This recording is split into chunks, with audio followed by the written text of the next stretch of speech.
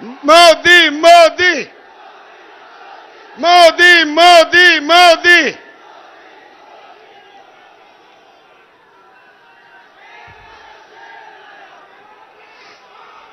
साथियों, हम लोग सौभाग्यशाली हैं।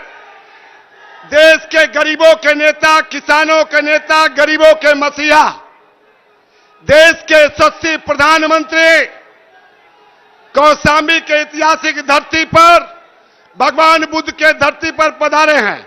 भगवान बुद्ध की धरती पर मैं माननीय प्रधानमंत्री जी का स्वागत करता हूं, अभिनंदन करता हूं, वंदन करता हूं। निवेदन करता हूं आदरणीय उत्तर प्रदेश के उप मुख्यमंत्री आदरणीय केशव मौर्य जी से, भारतीय जनता पार्टी के जिला अध्यक्ष अनीता त्रिपाठी जी से, अपना दल यस के कार्यकारी अध्यक्ष भाई आशीष जी से, माननीय प्रधानमंत्री जी का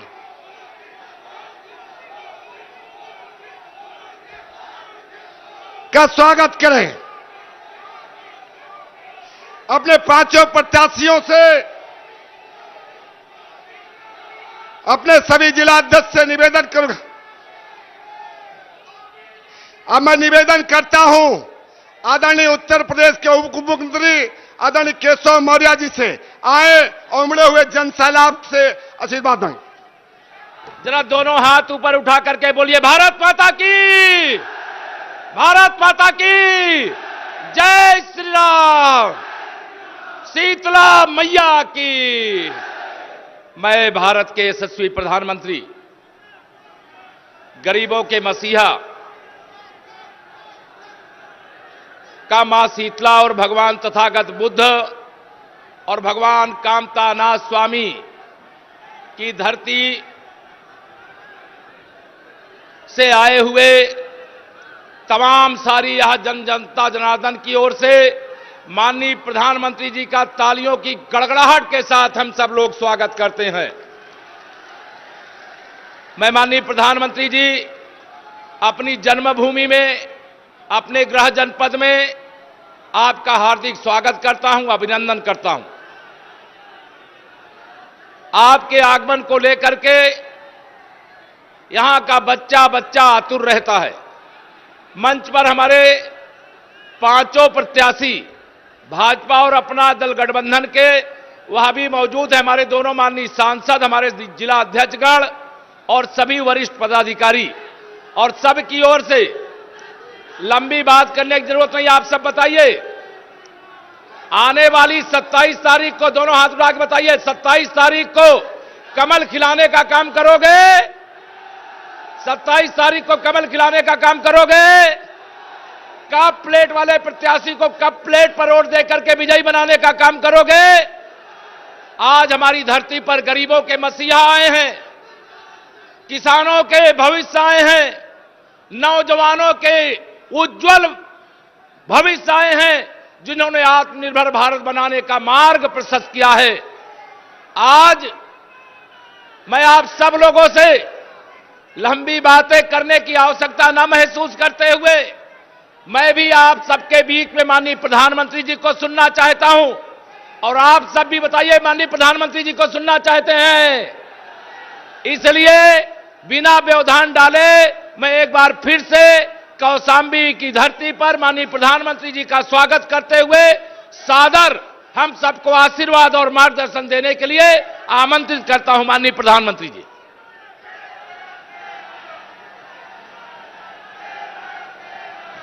मैं निवेदन करता हूं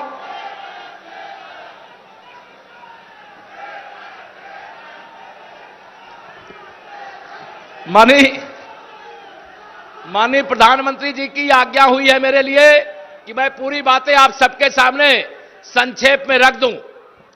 मैं आप सभी यहां पर उपस्थित जन सैलाब के सामने यह निवेदन करना चाहता हूं, 2012 से 2017 समाजवादी पार्टी के कार्यकाल में जो गुंडागर्दी हुई थी, याद है कि नहीं याद है? जो अपहरण होते थे याद है? जो जमीन पर कब्जे होते थे याद है? जो गरीबों की बेटियों को भी उठा ले जाने का पाप करते थे वो याद है? मैं आप सबके सामने आज यहां पर कहना चाहता हूं, 2017 में माननीय प्रधानमंत्री जी की अपील पर जब आपने कमल खिलाया, गुंडे कहीं दिखाई देते हैं क्या? दिखाई देते हैं क्या? अगर गुंडागर्दी खत्म हुई है तो कमल के फूल ने खत्म किया है कि नहीं किया है? माननीय प्रधानमंत्री जी के मार्गदर्शन में, आदरणीय योगी आदित्यनाथ जी के नेतृत्व में हम सब लोगों ने 5 साल तक उत्तर प्रदेश में जो काम किया है, उससे आप खुश हो कि नहीं खुश हो? बताओ, खुश हो कि नहीं खुश हो? आप सबसे मैं यहां पर यह अपील करना चाहता हूं, ये 5 साल तो माननीय प्रधानमंत्री जी के मार्गदर्शन में आपने ट्रेलर देखा है, असली पिक्चर तो 10 मार्च 2022 के बाद दिखाने का काम फिर एक बार भाजपा गठबंधन की सरकार करेगी। मैं आप सबके सामने यहां पर यह भी पूछना चाहूंगा, आप बताइए 2017 से पहले बिजली कितने घंटे आती थी, याद है? कितने घंटे आती थी? अब कितने घंटे आती है? ट्रांसफार्मर जल जाता था तो बदलने के लिए बिना पैसा बदलता था क्या? आप सबके सामने मैं यहां पर यही कहने के लिए आया हूं। वैसे मेरी भी इच्छा माननीय प्रधानमंत्री जी को सुनने की है। आप सब यहां पर एकत्र आए हैं, इतनी बड़ी संख्या में आए, चिलचिलाती हुई धूप में बैठे हैं। क्यों बैठे? आप यही चाहते हैं ना कि आप भी सुरक्षित रहें, आपकी आने वाली पीढ़ियां भी सुरक्षित रहे। चाहते हैं कि नहीं चाहते हैं? तो उसके लिए क्या करना होगा? 27 तारीख को कमल के फूल कप प्लेट वाले बटन के सामने दबा, चुनाव चिन्ह के सामने बटन दबा करके भारतीय जनता पार्टी और गठबंधन के प्रत्याशियों को ऐतिहासिक अंतर से विजयी बना करके, जो साइकिल के माध्यम से उत्तर प्रदेश को रौंदने का काम किए हैं, जो कल भगवान बुद्ध की धरती पर श्री अखिलेश यादव आए थे, उन्होंने भगवान बुद्ध की मूर्ति को ठोकर मारते हुए चांदी का मुकुट पहनने का काम किया है। इस अपराध की सजा 27 तारीख को यहां पर और बाकी के चरणों में देने का काम पूरे प्रदेश की जनता करेगी। श्री अखिलेश यादव जी, आपके समय बताओ, याद है सपाइयों का नारा क्या? सपा जब सरकार में होती है, सपा का नारा खाली प्लाट हमारा रहता था कि नहीं रहता था? जिस गाड़ी में सपा का झंडा, उस गाड़ी में बैठा गुंडा रहता था कि नहीं रहता था? थाने और तहसील को गुंडे अपराधी चलाते थे कि नहीं चलाते थे? गरीबों का कभी वो ध्यान रखे क्या? आपने 2014 में माननीय श्री नरेंद्र मोदी जी को, जो गरीब मां बाप के बेटे हैं, गरीबों का दर्द समझते हैं और उस दर्द को दूर करने के लिए 2014 से लेकर के 2022 तक, आप बताइए मेरे गरीब भाई बहनों, मेरी माताओं, आपके जीवन में परिवर्तन आया है कि नहीं आया है? हाथ उठा के बताइए, माननीय प्रधानमंत्री जी को आया है कि नहीं आया है? माननीय प्रधानमंत्री जी जब से देश के प्रधानमंत्री बने हैं, मैं भी एक गरीब मां बाप का बेटा हूं और गरीब का दुख क्या होता है वह मैं जानता हूं, लेकिन गरीबों के दुख को जानने वाले आज हमारे पास माननीय प्रधानमंत्री जी हैं। ये सारे विरोधी मिलकर के 2022 में भाजपा को रोकना चाहते। रोक पाएंगे क्या? ये जोर से बताइए, रोक पाएंगे क्या? अब तो माननीय प्रधानमंत्री जी आ गए हैं। अब माननीय प्रधानमंत्री जी के आने के बाद साइकिल उड़ करके कहां जाएगी? सैफई से बंगाल की खाड़ी की ओर जाएगी। ऐसा विश्वास रखते हुए, बहुत लंबी बातें ना करते हुए, मैं माननीय प्रधानमंत्री जी से प्रार्थना करूंगा, यह सब आपको सुनने को आतुर हैं। आप कृपया अपना उद्बोधन देने की कृपा करें। खड़े होकर के तालियों की गड़गड़ाहट के साथ मोदी मोदी मोदी मोदी। बहुत बहुत धन्यवाद। शीतला माता की, शीतला माता की, कड़ा देवी की, कड़ा देवी की। कौशाम्बी के सब भाई बहन लोग के जय सिया राम। ये धरती संत मलुकदास, माता रत्नावली और दुर्गा भाभी जैसे महान व्यक्तित्वों की धरती है। मां गंगा और यमुना से सिंचित इस पावन धरती और यहां के लोगों का मैं आदरपूर्वक अभिनंदन करता हूं, प्रणाम करता हूं।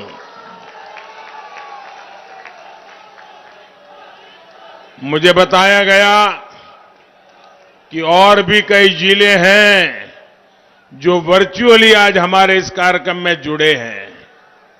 मैं उन सबका भी आदरपूर्वक स्वागत करता हूं और मैं उनसे क्षमा भी मांगता हूं कि मैं उन तक वर्चुअली पहुंच पा रहा हूं। लेकिन भाइयों बहनों, ये जो नजारा मैं देख रहा हूं,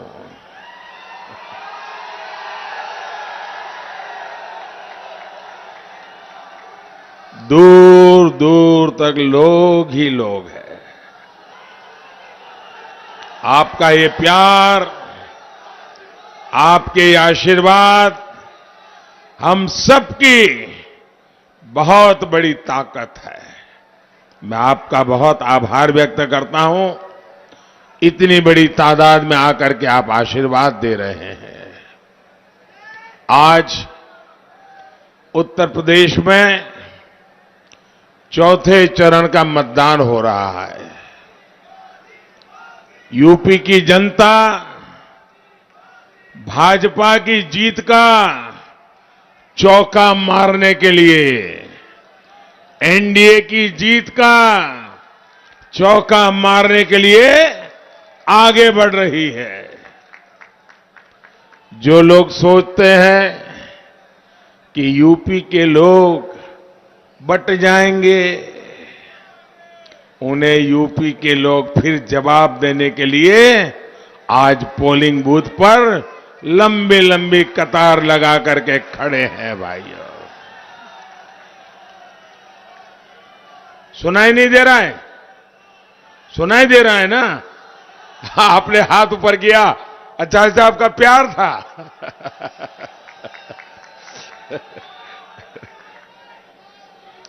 साथियों, कोई भी देश हो,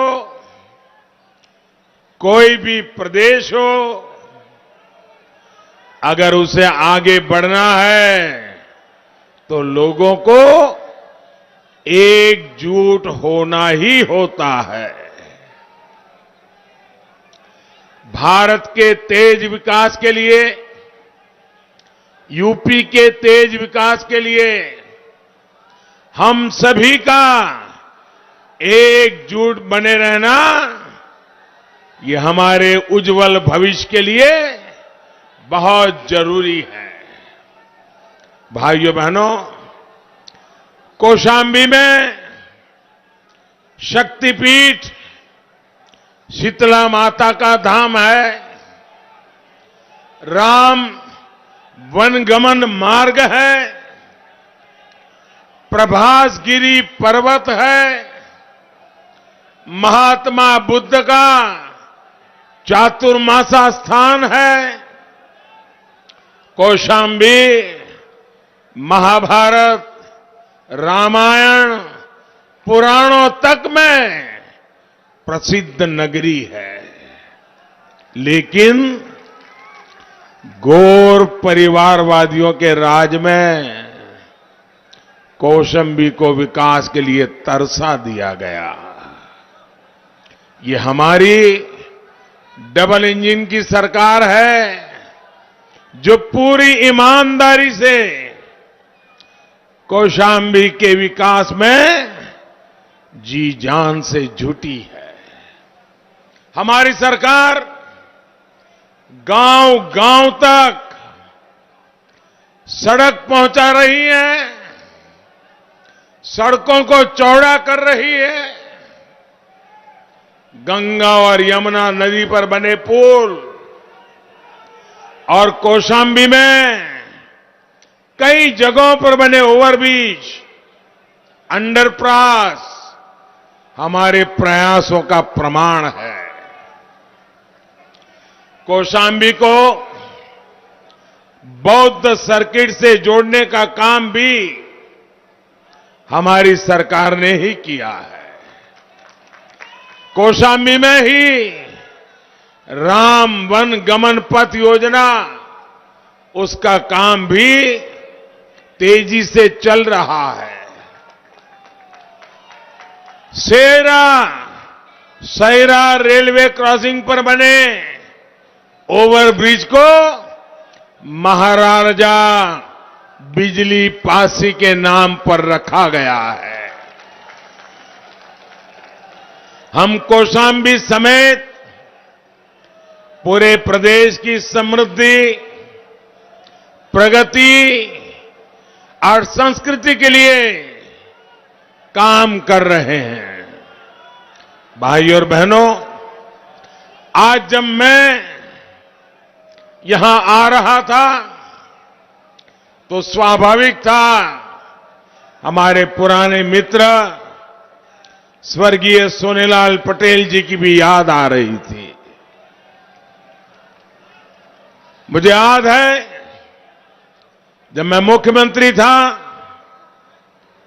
तो जब भी गुजरात आते थे हमेशा उनसे मिलने का अवसर मिलता था। वे अमूल डेयरी में रुचि लेते थे, कोऑपरेटिव डेयरी में रुचि लेते थे। उन्हें अपना पूरा जीवन गरीब, शोषित, पिछड़े, दलित वर्ग के कल्याण में लगा दिया। साथियों, आज हम सुविधा के साथ आपकी आकांक्षाओं की पूर्ति के लिए भी काम कर रहे हैं। यहां के पीतल, कांसे के उत्पादों को बर्बाद कर दिया गया था। अब हम तेजी से इसे पहचान दिलाने में जुटे हैं। वन डिस्ट्रिक्ट वन प्रोडक्ट योजना की वजह से यहां के केले की पहचान अब पूरे देश में बन रही है। साथियों, बिना भेदभाव यूपी के हर क्षेत्र का विकास, हर वर्ग का विकास भाजपा की डबल इंजन की सरकार की प्राथमिकता है। हम गरीब की छोटी से छोटी जरूरतों को पूरा करने में दिन रात जुटे हुए हैं। गरीब के पास पक्का घर हो, घर में नल हो, नल में जल हो, एलईडी बल्ब का उजाला हो, उज्ज्वला का गैस कनेक्शन हो, शौचालय हो, हमारी सरकार इसे सुनिश्चित कराने में जुटी है। गरीब को इलाज में दिक्कत ना हो, इसके लिए उसे आयुष्मान कार्ड दिया जा रहा है। गरीब दुकानदारों को, खेत मजदूरों को, रेहड़ी पटरी वालों को पेंशन के लिए भी योजनाएं शुरू की गई हैं। पीएम किसान योजना के तहत कौशांबी के 2 लाख से ज्यादा किसानों के खाते में 350 करोड़ रुपए सीधे किसानों के खाते में जमा किए हैं। साथियों, इस कोरोना काल में आपने देख लिया है कि जब गरीब का दर्द दिल में होता है तो सरकार कैसे गरीबों के लिए काम करती है। हमारी सरकार पिछले 2 साल से यूपी के 15 करोड़ लोगों को मुफ्त राशन दे रही है। जिस राशन की उसने कभी कल्पना भी नहीं की थी, उसका दाना दाना आज उस गरीब तक पहुंच रहा है। सरकारी राशन की दुकानों का पहले क्या हाल रहा है, ये आप मुझसे भी ज्यादा जानते हैं। और कोरोना के समय सब कुछ ठीक कैसे चल रहा है, हर गरीब को राशन कैसे मिल रहा है, ये भी जानना बहुत जरूरी है। साथियों, इसके लिए आपको पुराने दिनों को, उनकी सरकार के समय यहां क्या हाल थे, उसको जरा मैं याद कराना चाहता हूं। पहले की सरकारों में राशन की दुकानों से गरीब के लिए भेजा गया अनाज राशन माफिया के पास पहुंच जाता था। दुकान के सामने कब राशन बांटने की तारीख लिखी गई, कब राशन खत्म हो गया, एक गरीब को पता ही नहीं चलता था। गोर परिवारवादियों के दलाल गरीब का राशन उसे भी लूट लेते थे। यहां तक कि उनके मंत्री, उनके सांसद, उनके विधायक, ये सारे परिवारवादी टोलियां ये गरीबों का राशन लूटने में शामिल रहते थे। भाजपा सरकार ने गोर परिवारवादियों के इन सारे खेलों का भी द एंड कर दिया है। साथियों, गरीब तक राशन पहुंचाने के लिए हमने टेक्नोलॉजी का भरपूर इस्तेमाल किया। हमने 80,000 राशन की दुकानों पर ई-पॉस मशीनें लगा दी। हमने बायोमेट्रिक तकनीक के जरिए ये सुनिश्चित किया कि राशन उसी को मिले जो उसका हकदार है। एक और बड़ा काम किया गया राशन कार्ड को लेकर के। पहले एक जगह का राशन कार्ड होल्डर दूसरी जगह राशन नहीं ले सकता था।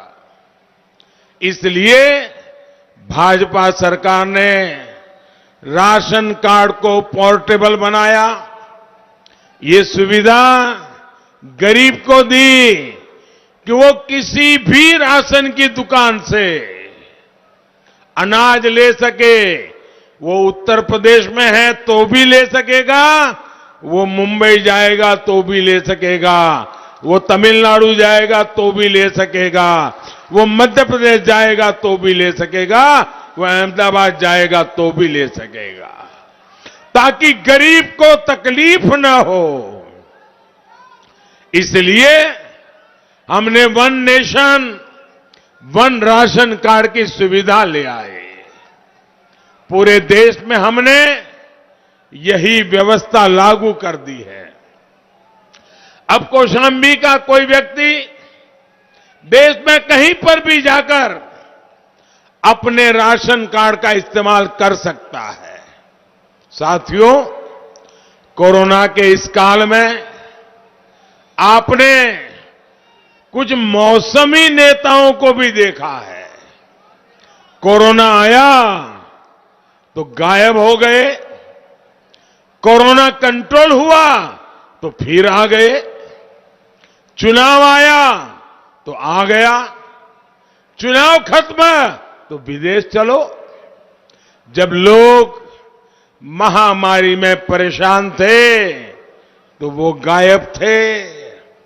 चुनाव आया तो घर से बाहर निकल आए। ये लोग यूपी की जनता को वैक्सीन लगवाने के खिलाफ भड़काते रहे और जब अपनी बारी आई तो चुपचाप वैक्सीन लगवा ली। ऐसे मौसमी नेताओं को यूपी की जनता पूरी तरह पहचानती है। साथियों, ये मौसमी नेता 10 मार्च के बाद फिर घूमने निकल जाएंगे। वहीं भाजपा सरकार यूपी में स्वास्थ्य सेवाओं को बेहतर बनाने के लिए उसके लिए लगातार नई नई योजनाओं के साथ, नए नए प्रकल्पों के साथ, नई ऊर्जा के साथ आप सबकी चिंता कर रही है। यहां कौशांबी के मंजनपुर में बन रहा medical college, trauma centre, Kaushambi जिला अस्पताल में ऑक्सीजन प्लांट, सिराथू में मिनी ऑक्सीजन प्लांट हमारे इसी संकल्प को साबित करता है। भाई और बहनों, यूपी का कोई व्यक्ति भूल नहीं सकता कि पिछली सरकार में जमीन परिवारवादियों का शासन था तो क्या क्या होता था। कानून व्यवस्था पंगु बना दी गई थी। गुंडे माफिया खुलेआम जमीनों पर कब्जा कर लेते थे। गुंडागिर्दी इतनी चरम पर थी कि बहन बेटियां घर से निकल भी नहीं पाती थी। और आज भाजपा सरकार की अनेकों योजनाओं से हमारी बेटियों का भविष्य संवर रहा है। वो शासन करने के बजाय वो शासन नहीं, शोषण करते थे। हमने सेवा का रास्ता चुना है। वो अपने महल बनाते थे, हमने गरीबों के घर बनाए हैं। वो अपने खानदानी महोत्सव मनाते थे, हमने दीपोत्सव, रंगोत्सव मनाए हैं। वो जाति, पंथ, इलाका देखकर नौकरी के नाम पर लूट मचाते थे। योगी जी की सरकार ने प्रदेश के 5 लाख युवाओं को बिना पक्षपात रोजगार दिया। उनके राज में कौशांबी में अवैध खनन को उद्योग बना दिया गया था। हम कौशांबी के प्रभातगिरी पर्वत, माता शीतला देवी के शक्तिपीठ की प्रतिष्ठा का गौरवगान करने वाले लोग हैं। उनके राज में कौशांबी को बिजली के लिए तरसा दिया गया था। आज हर गांव में बिजली है, भरपूर बिजली मिलती है। इनके राज में घोटालों का ही राज था। खनन घोटाला, खाद्यान्न घोटाला, एम्बुलेंस घोटाला, रिवर फ्रंट घोटाला, आज राज्य की एक एक पाई जनता की भलाई में लग रही है। उनके राज में ट्रांसफर पोस्टिंग उद्योग बन गया था। आज हुनर का सम्मान हो रहा है और जिले जिले उद्योग लग रहे हैं। साथियों, इन गौर परिवारवादियों के इतिहास गवाह है कि इन लोगों के हाथ में कभी यूपी की सुरक्षा नहीं दी जा सकती। इनके शासन के दौरान यूपी में एक के बाद एक आतंकी हमले हुए। दुर्भाग्य से इन धमाकों के आतंकियों को कड़ी सजा के बजाय समाजवादी सरकार ने उनकी रहाई के लिए जमीन आसमान एक कर दिया।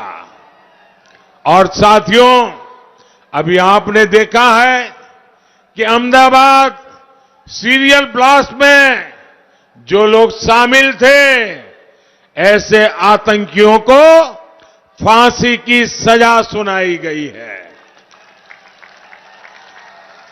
आप मुझे बताइए, निर्दोषों को, मारने वालों को कानून से सजा मिलनी चाहिए कि नहीं मिलनी चाहिए? कानून ने कानून का काम करना चाहिए कि नहीं करना चाहिए? आतंकवादियों को जड़ से उखाड़ना चाहिए कि नहीं करना चाहिए?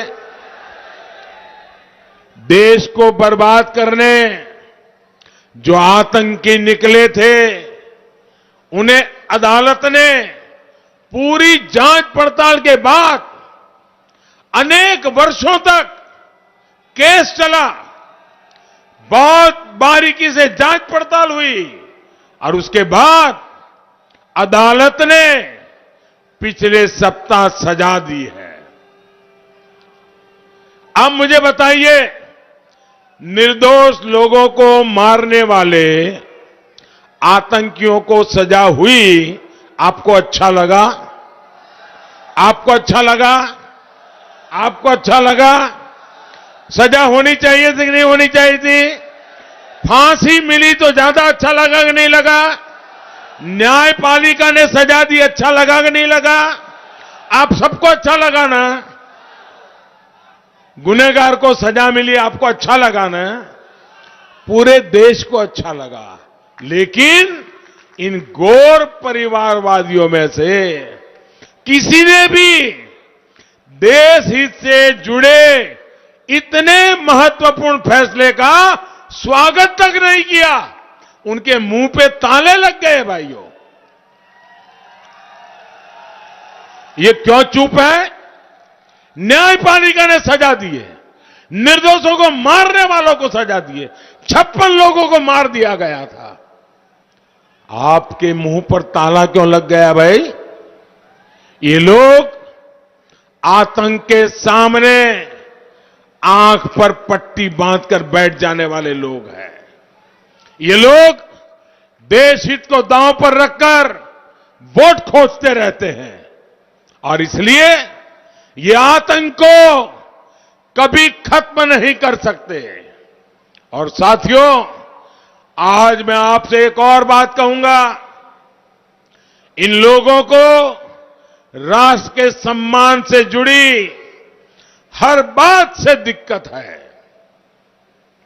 आजादी के बाद राष्ट्र को मजबूती देने का सबसे बड़ा काम अगर किसी ने किया है तो सरदार वल्लभ भाई पटेल ने किया है। सरदार पटेल के सम्मान में हमने दुनिया की सबसे ऊंची प्रतिमा बनाई है, सबसे ऊंची। स्टैच्यू ऑफ यूनिटी हर देशवासी को एकता का, एकजुटता का संदेश देती है। देश विदेश से लोग सरदार साहब की प्रतिमा को देखने के लिए आते हैं। मुझे याद है, यहां उत्तर प्रदेश से भी बहुत से हमारे भाई बहन सरदार साहब की इस प्रतिमा को नमन करने के लिए गुजरात जाते हैं। लेकिन मुझे देखकर बहुत अफसोस होता है कि गौर परिवारवादियों के पास सरदार साहब को नमन करने का समय नहीं है, उनकी इज्जत करने का समय नहीं है। उन लोगों के पास विदेश घूमने के लिए समय है, बहुत समय है, लेकिन सरदार साहब से नाम सुनते ही दूर भागते हैं। भाइयों बहनों, मैं कल यहां कौशांबी का ही एक वीडियो देख रहा था, यहीं का वीडियो था। ये गौर परिवारवादी किस तरह दलितों का अपमान करते हैं, ये उस वीडियो में साफ दिखाई देता है। इन गौर परिवारवादियों को भगवान गौतम बुद्ध की प्रतिमा तक स्वीकार करना गंवारा नहीं है। ये भगवान बुद्ध का अपमान है कि नहीं है? अपमान है कि नहीं है? ये दलितों का अपमान है कि नहीं है? ये पिछड़ों का अपमान है कि नहीं है? ये गरीबों का अपमान है कि नहीं है? लेकिन उनको भगवान बुद्ध की प्रतिमा लेने का तो मन नहीं करता है, लेकिन चांदी का मुकुट देखा तो मुंह में पानी छूट गया और चांदी का मुकुट तो लपक लिया। ये लोग गौतम बुद्ध की इस धरती पर गरीबों का कभी कल्याण नहीं कर सकते। इन लोगों से आप सभी को बहुत सतर्क रहने की जरूरत है। साथियों, आप सभी सदस्यों के लिए, आपकी सेवा के लिए मुझे यूपी में डबल इंजन की सरकार आप अगर देंगे, और मुझे पक्का भरोसा है आप सरकार बनाने वाले हैं, फिर एक बार डबल इंजन की सरकार बनाने वाले हैं। आपके लिए मेरे मन में जो सपने हैं, उन सपनों को पूरा करने के लिए आपके लिए मैंने जो संकल्प लिए हैं, उन संकल्पों को पूरा करने के लिए मुझे डबल इंजन की सरकार एक ऐसी ताकत देगी, देखते ही देखते आपके सपने मेरे संकल्प बन जाएंगे और उन संकल्पों को सिद्ध करने के लिए हम जी जान से जुट जाएंगे। और इसके लिए आपका एक एक वोट बहुत मूल्यवान है। आपको ज्यादा से ज्यादा संख्या में पोलिंग बूथ पर जाना है, बीजेपी को जिताना है। एनडीए में हमारे सहयोगियों, अपना दल और निषाद पार्टी के उम्मीदवारों को भी जिताना है। मेरा आग्रह है, पहले मतदान फिर दूसरा कोई काम। मेरी बात मानेंगे? मेरी बात मानेंगे? घर घर जाएंगे, मतदाताओं को मिलेंगे, हर घर जाकर के सबको मेरा प्रणाम पहुंचाएगा, उनको मेरा नमस्ते कहिएगा। पक्का कहेंगे ना? उनको कहिए मोदी जी आए थे, आपके लिए प्रणाम भेजा है, बताएंगे? और उनके आशीर्वाद चाहिए मुझे, हर गरीब का आशीर्वाद चाहिए, हर माता बहन का आशीर्वाद चाहिए, हर बहन बेटी का आशीर्वाद चाहिए। और इसके लिए आप सब मेरे साथी, इतनी तादाद में आए हुए मेरे भाई बहन, एक एक घर जाकर के लोगों को चुनाव के दिन मतदान के लिए ले आइए, कमल के निशान पे बटन दबाइए और फिर एक बार डबल इंजन की सरकार बनाइए। मेरे साथ बोलिए, भारत माता की, भारत माता की, भारत माता की। बहुत बहुत धन्यवाद। सभी उम्मीदवारों से मेरी प्रार्थना है, उम्मीदवार सभी आगे आ जाएं।